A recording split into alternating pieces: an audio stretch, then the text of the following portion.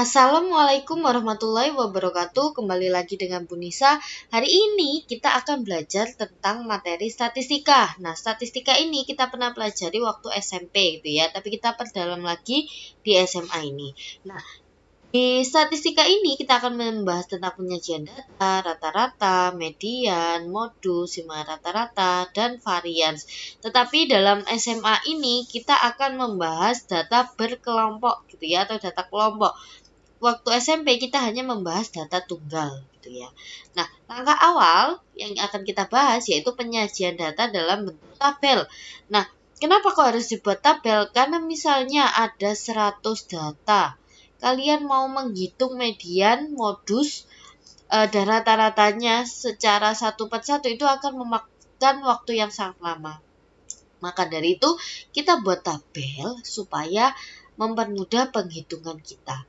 Nah, langkah awalnya menentukan jangkauan. Apa sih jangkauan itu? Selisih antara nilai terbesar dan nilai terkecil. Kemudian setelah itu kita menentukan banyak kelasnya dengan cara K sama dengan 1 plus K, 3,3 log N. N itu apa? Banyak datanya. Banyak data gitu ya. Kemudian setelah menentukan banyak kelas, kita mencari panjang interval kelas. Panjang interval kelas itu berapa? Misalnya 35 sampai 40. Nah, 35 sampai 40 ini ada berapa angka aja? 35, 36, 37, 38, 39, dan 40. Nah, di sini ada berapa? 1, 2, 3, 4, 5, 6. Nah, di sini berarti panjang intervalnya sama dengan 6. Gitu ya. Jadi tidak bisa dihitung 40 kurangi 35 sama dengan 5. Tidak bisa karena 35-nya tetap kita hitung gitu ya. Setelah menentukan panjang interval kelas dengan cara jangkauan dibagi kelas, kita akan menghitung frekuensi tiap kelas gitu ya. Langsung ke contoh. Nah, di sini ada data nilai ulangan statistika 30 siswa kelas 12 IPA 1 MA Nurul Huda. Nah, jika kalian mau menghitung mean, modus, median, itu lebih mudah jika kita membuat tabel frekuensinya. Nah, langkah awal menentukan jangkauan. Jangkauan tadi selisih nilai terbesar dan nilai terkecil. Nah, kita temukan ini adalah X maksimumnya. Kemudian di sini adalah X minimumnya atau nilai terkecil. Sehingga jangkauannya kita temukan nilai terbesar dikurangi nilai terkecil. 98 kurangi 71 sama dengan 27. Gitu ya. Setelah itu kita menentukan banyak kelas. Gimana caranya tadi? 1 ditambah 3,3 log N. N-nya adalah banyak datanya yaitu 30. Nah, untuk menghitung log 30 ini kalian bisa menggunakan kalkulator gitu ya. Setelah itu kita dapatkan hasilnya 5,8,84. Nah, jika koma gini kita bulatkan ke atas. Jadi 5,8 kita bulatkan menjadi 6.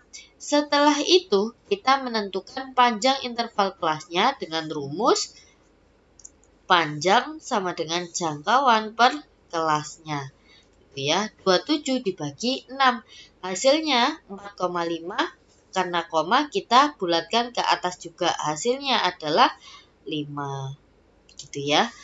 Setelah itu, kalau sudah, kita buat tabelnya. Nah, tabelnya terdiri dari 2 kolom, yaitu interval kelas dan frekuensi. Untuk memulai ininya, kalian harus memulai dari data paling kecil. Nah, atau data paling minimum. Data paling minimum tadi yaitu 71. Nah, tadi kita ketahui panjang interval kelasnya adalah 5. Panjangnya sama dengan 5. Maka kita hitung 71, 72, 73, 74, dan 75. Ada 1, 2, 3, 4, 5. Nah, di sini berarti panjangnya 5. Setelah itu lanjut 76 sampai 80. 81 sampai 85 gitu. Yang penting panjangnya itu 5. Gitu ya. Interval kelasnya 5. Kemudian kelasnya banyak. Kelasnya tadi kan 6. Berarti di sini ada 6 baris. 1, 2, 3, 4, 5, dan 6. Gitu ya. Nah, setelah itu, setelah kita dapat interval kelasnya, kita kan belum tahu ini frekuensinya. Nah, biar tahu 71 sampai 75 kita hitung. 1 di sini. Mana lagi? Sini 2, 3, 4. Sudah ya? 4. Berarti kita tulis 4. Lanjut 76 sampai 80. Berarti kita cari 76 sampai 81. 2, 3, terus mana lagi nih? 4. Nah, 1, 2, 3, 4. Berarti frekuensinya adalah 4. Begitu seterusnya. Ini adalah yang dinamakan tabel distribusi frekuensi. Seperti itu ya. Nah, lanjut. Akan bahas rata-rata. Kita sudah sering sekali mendengar rata-rata. Rata-rata adalah perbandingan antara jumlah nilai dengan banyak data. Jadi datanya kita jumlahkan terlebih dahulu, kemudian dibagi dengan banyak data. Jika itu adalah data tunggal. Tapi bagaimana kalau datanya 100? Nggak mungkin kan kita menjumlahkan satu per satu sampai 100 data. Itu akan memakan waktu. Sehingga kita menggunakan rumus ini. Jumlah frekuensi dikalikan nilai tengahnya per jumlah frekuensinya. Langsung ke contoh. Nah, di sini ada data seperti ini, kita disuruh menentukan rata-ratanya. Nah, untuk menyelesaikan soal tersebut, lengkapi tabel seperti berikut agar mempermudah perhitungan. Karena yang diminta FIXI dan FI, berarti dalam tabel kita butuh FIXI dan XI. XI ini apa? Nilai tengah. Nah, nilai tengahnya kok bisa dapat 16? Dapat dari mana? Nah, ini kan intervalnya antara 14 sampai 18. Nah, kita bisa memperoleh XI-nya dengan cara 14 ditambah 18 dibagi 2 gitu ya. Atau kalau mau males ngitung gitu ya, ya diurut aja 14, 15, 16, 17, 18. Nah, yang ada di tengah ini adalah XI-nya, nilai tengahnya gitu ya. Jadi untuk selanjutnya ini 21 itu berarti nilai tengahnya juga dilihat dari intervalnya ini. 19 tambah 23 dibagi 2. Begitu seterusnya. Gitu ya. Jadi habis nyari nilai tengahnya baru bisa mencari nilai FIXI-nya. Dengan cara dikalikan 3 dikali 16 hasilnya 48. 5 kali 21 hasilnya 105 gitu sampai ke bawah. Kemudian FIXI-nya kita jumlahkan, frekuensinya juga kita jumlahkan sehingga diperoleh rata-ratanya jumlah FIXI dibagi jumlah frekuensinya gitu ya. Sehingga rata-ratanya didapatkan yaitu 29. Gitu ya. Lanjut. Untuk median, median adalah data yang terletak di tengah. Nah, misalnya kalau datanya 5, 6, 8, 9, 10, 11 gini. Nah, median itu harus sudah diurutkan ya nilainya dari yang terkecil hingga terbesar. Nah, kalau seperti ini gampang, mediannya berapa? Oh, 9 gitu. Nah, kalau seperti tadi datanya ada 100 data. Bagaimana kita menghitungnya? Kan akan panjang sekali jika kita urutkan satu persatu. Maka dari itu kita menggunakan rumus ini untuk mencari median. Gitu ya. Langsung ke contoh, kita pakai data yang sama untuk mencari mediannya. Nah, langkah awal untuk mencari nilai median adalah mencari letak mediannya dulu.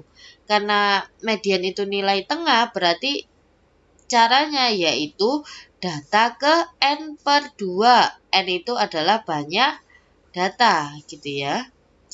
Banyak data. Sehingga datanya tadi ada 25. Jadi 25 dibagi 2 adalah 12,5. Jadi mediannya ada di data ke 12,5. Data 12,5 itu ada di mana? Kita hitung aja. Di sini datanya sampai data ketiga. 3 tambah 5, 8. 8 tambah 5, 13. Otomatis letak mediannya ada di sebelah sini. Nanti dikasih kotak, terus dikasih panah, ditulis sih letak median. Nah, gitu ya. Setelah sudah tahu letaknya, baru kita bisa menuju ke rumus ini. Gitu ya. Rumus ini, tepi bawah. Tepi bawah itu kita lihat batas bawahnya. Tepi bawah itu sama dengan batas bawah dikurangi 0,5. Jadi batas bawahnya berapa? Letak mediannya ini 24. Dikurangi 0,5. Jadi hasilnya adalah 23,5. Gitu kita masukkan. Terus setengah N. Setengah kali 25. 25 ini tadi adalah banyak data. Dikurangi FK. FK itu adalah frekuensi kumulatif dari kelas sebelumnya. Karena letak mediannya di sini, otomatis frekuensi kumulatifnya adalah 3 ditambah 5. Gitu ya. Ini adalah 3 ditambah 5. Hasilnya adalah 8. Nah, kemudian FME ini adalah frekuensi kelas median. Kelas mediannya ini frekuensinya berapa? Oh, 5. Gitu. Kemudian P adalah panjang kelas. Panjang kelasnya dari atau panjang interval dari 24 sampai 28 itu panjangnya sama dengan 5. Nah, ini tinggal kita hitung. 5-nya kita bisa coret, 12,5 kurangi 8 hasilnya 4,5. Jika ditambahkan hasilnya 28. Jadi median data tersebut adalah 28. Gitu ya.